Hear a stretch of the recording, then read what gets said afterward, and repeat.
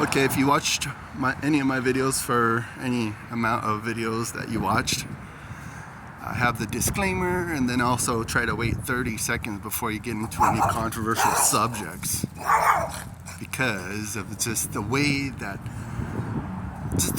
I've learned doing like I've done over 1,000 videos probably, and you would think I would have got a good grip on the whole system of creating content. So here goes. Anything I say, anything I do is my ideas. So no one else is responsible for anything that I say or do on this video.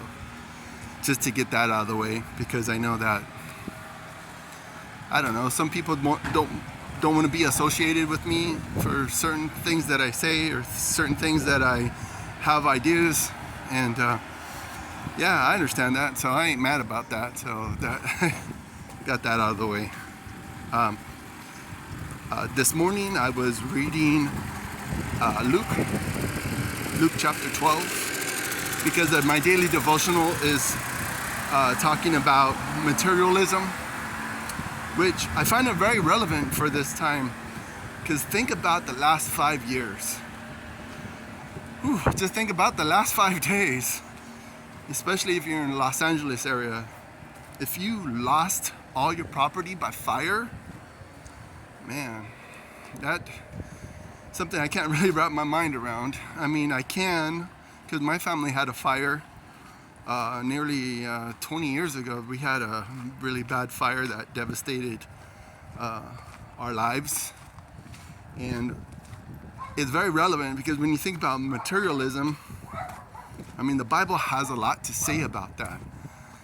And it's very interesting when you think about a lot of different concepts in the Bible, because it's so hard to wrap your mind around. Because, like, think about it.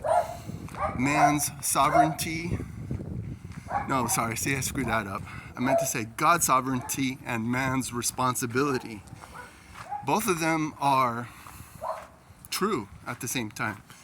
In the economy of God, they're both true at the same time. You got man's responsibility for what they do and God's sovereignty.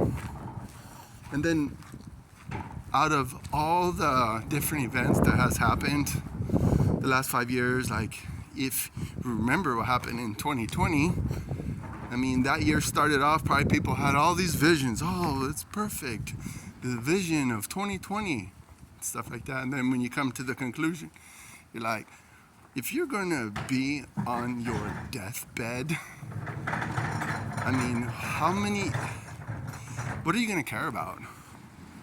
I mean, this is pretty relevant for facing 50, not like I'm on my deathbed per se, but when you think about just materialism and the things that you acquire, because I mean, you think about, well, watch my other video on my other channel, the Timothy Damas channel, and then maybe you could get a little bit more insight.